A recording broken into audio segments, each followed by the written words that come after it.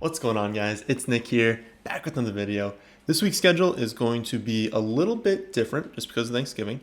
The waiver wire video is going to go up, of course, when you're seeing it around noon Eastern. Then Tuesday, we're going to have our last trade video of the season, also around noon.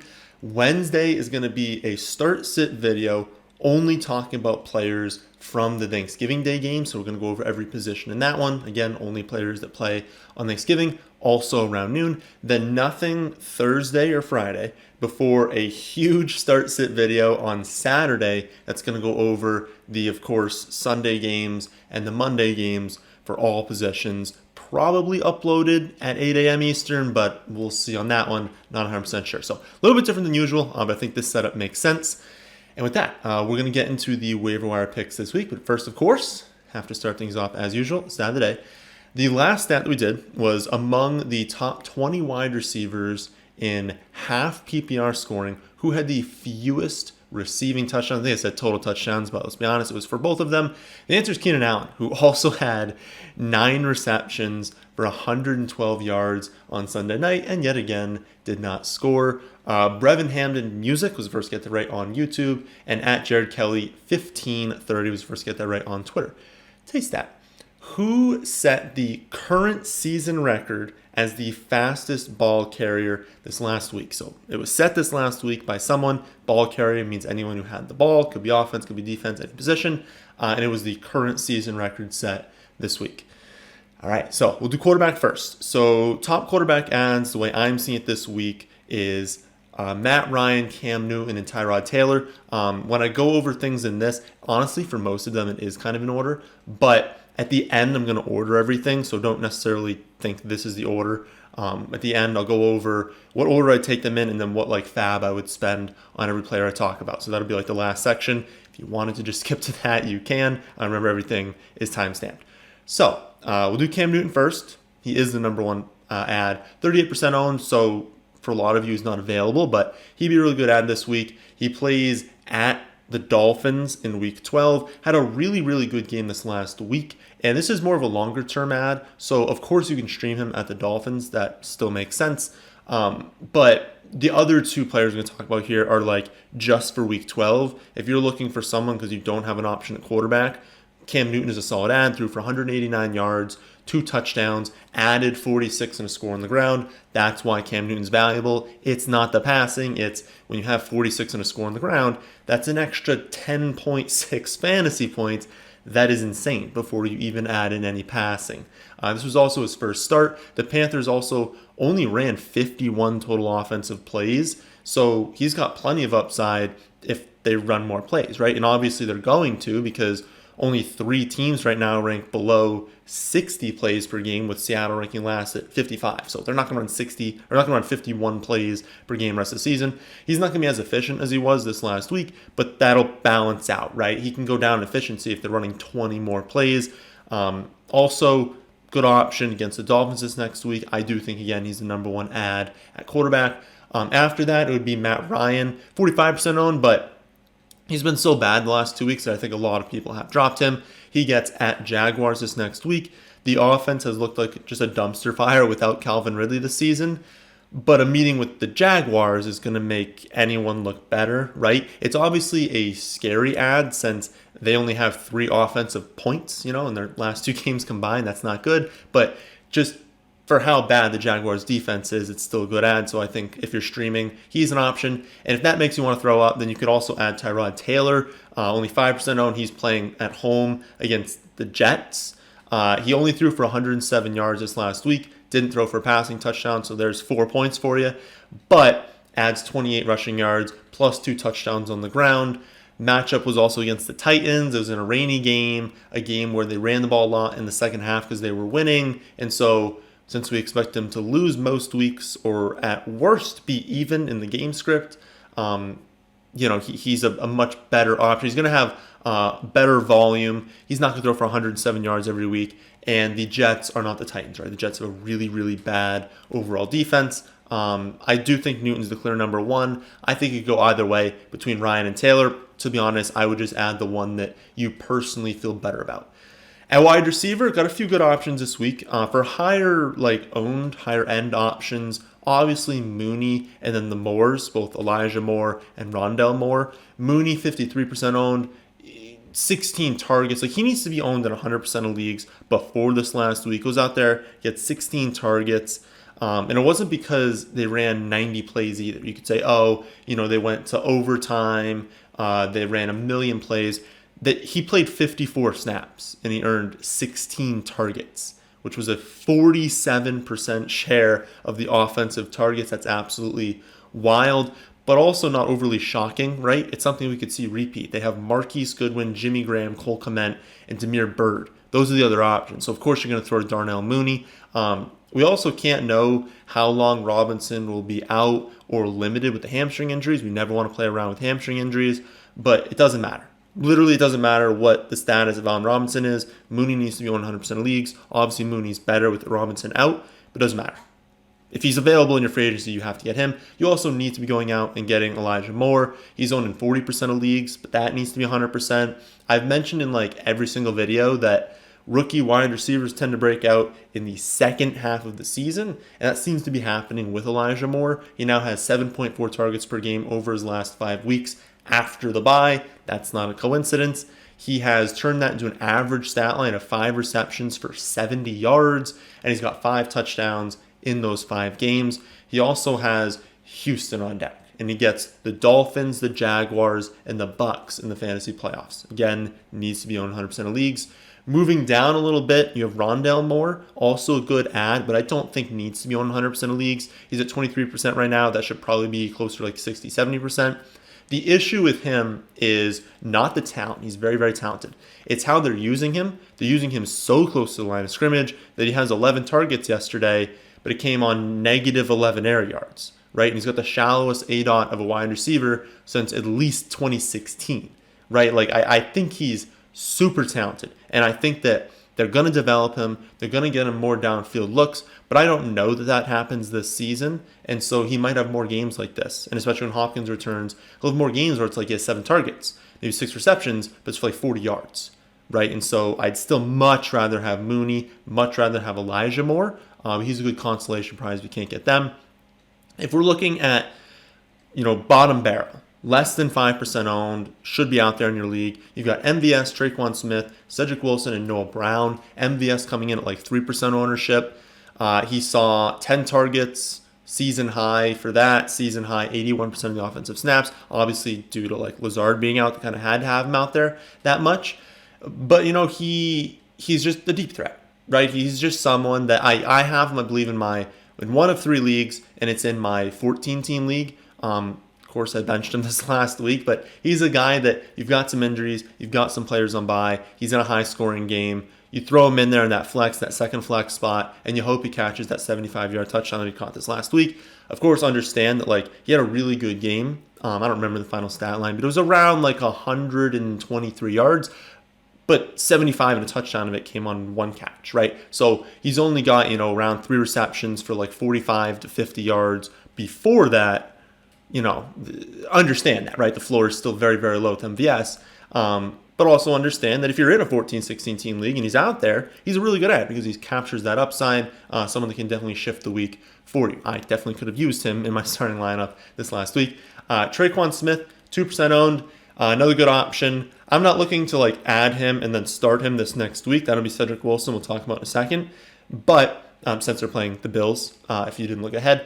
But he's got 15 targets over the last 2 weeks. He's been playing over 90% of the snaps the last few weeks. It seems like he's their number 1 ahead of Marquez Callaway. And with Michael Thomas, obviously not returning this season, that Smith's going to remain this involved moving forward. I don't think you need to add him in 8 or 10 team leagues, but if you're in a competitive 12 team league, I can see it. And then anything larger than that, he should definitely be owned. Cedrick Wilson is the fill-in guy this week.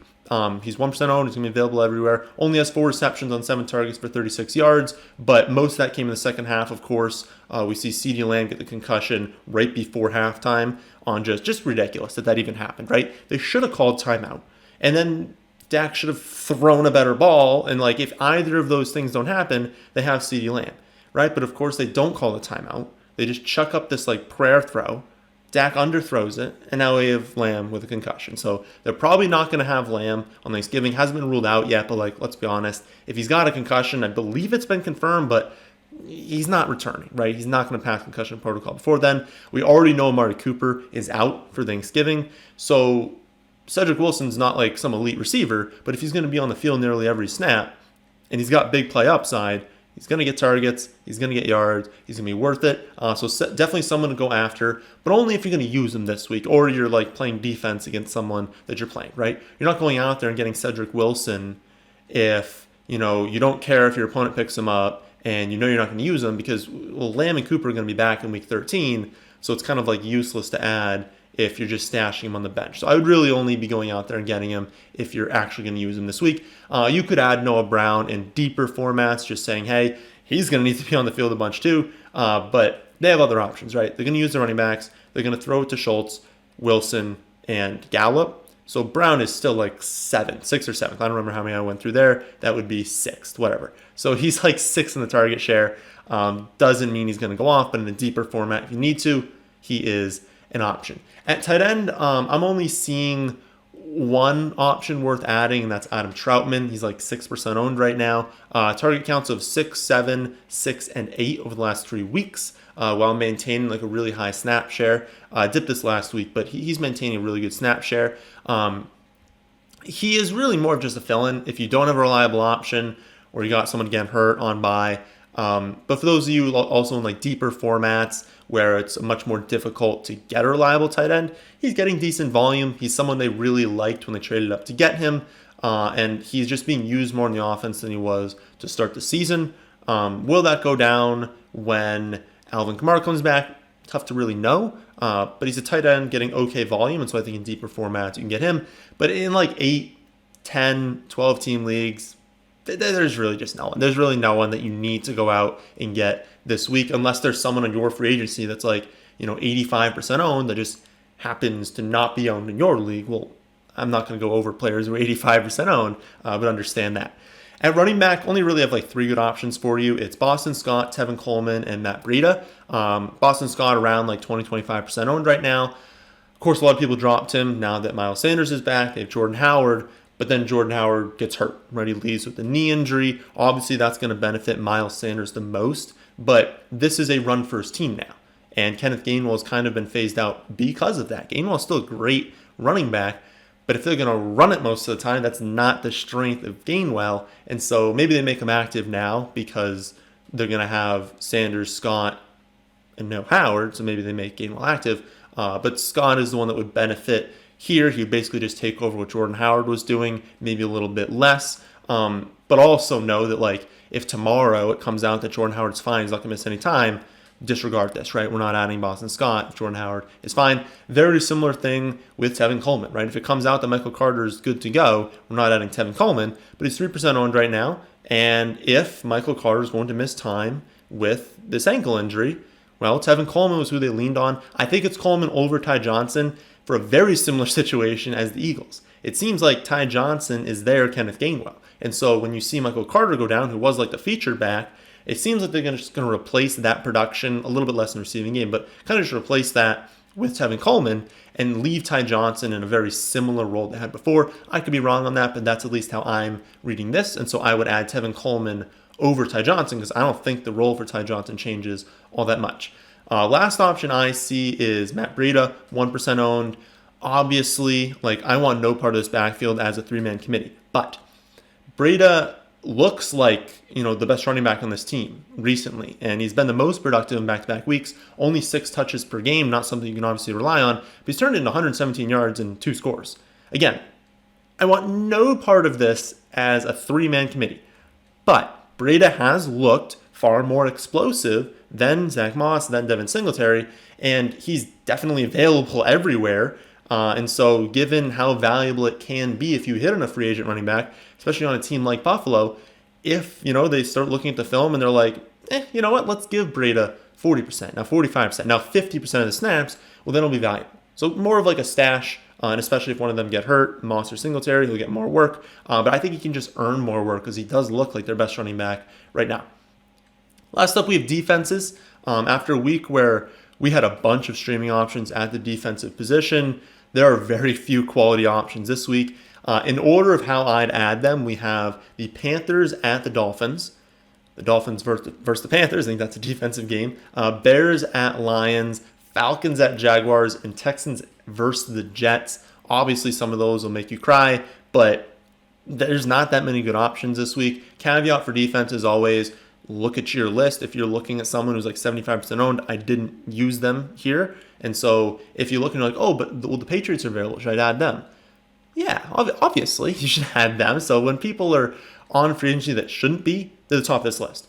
But assuming a normal free agency, I definitely like these first two the most, right? You'd want to have the Panthers, you'd want to have the Dolphins. I prefer the Panthers over the Dolphins, but it's still very close. These are two good defenses going up against mediocre offenses. They're the top options. After that, it's Bears at the Lions this week.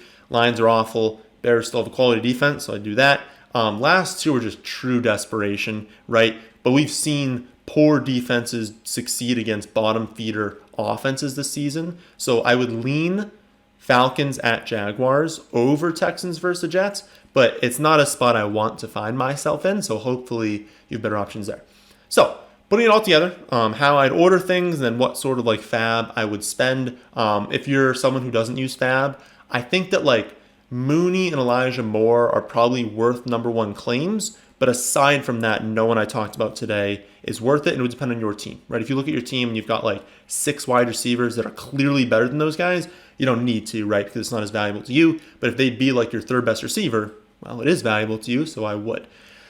For quarterback, my ranking is Newton, Matt Ryan, then Tyrod Taylor. Newton, viable in all formats, probably spending between like 3 and 5% if you want him. And then Tyrod and Matt Ryan honestly can be flip-flopped again. It's the one that you want more. I would spend $1 max on those guys, prefer to just add them. For wide receiver, I would rank it Mooney, then Moore, but it's very, very close. And if you want to go Moore over Mooney, and that's Elijah Moore for this one, I'm fine with that. Then Rondale Moore, then Cedrick Wilson, then Tre'Quan Smith, then Noah Brown. Again, Mooney and Elijah Moore worth up to like 20% of FAAB and the number one claim. Big drop down to Rondale Moore, closer to like 5% if you want to get him. Not worth the number one claim. And then the rest of them, to be honest, I would just rather put a $0 claim in for. You don't need to be spending anything to get them. They're more deeper league options. At tight end, only option is Adam Trautman, and I'd likely just add him. I don't think I'd spend anything on him. No claim or anything, just add. At running back, I'd order Boston Scott, Tevin Coleman, Breida, with Scott being worth around 5%, assuming we know Miles Sanders, or assuming we know Jordan Howard will miss some time. Then Coleman around 2%, again, assuming it looks like Michael Carter's going to miss some time. And then preferably just adding Breida as like a last guy into your bench upside option. And then defense. I'd be willing to go up to like 3% for Panthers or Dolphins, assuming they're the clear top option. So if you're looking at defense and you're like, wow, only the Panthers are available, and then complete dumpster fire behind that, I'd go to 3%.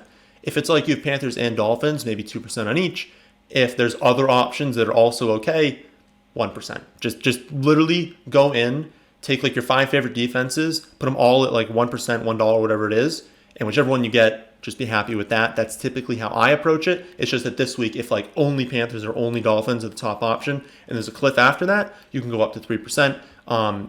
Maybe 1% on the Bears, 0 on Falcons or Texans. It's just not great if you have to get them. And again, obviously, if there's an 80% on defense that's available in your league, they're probably the top option this week.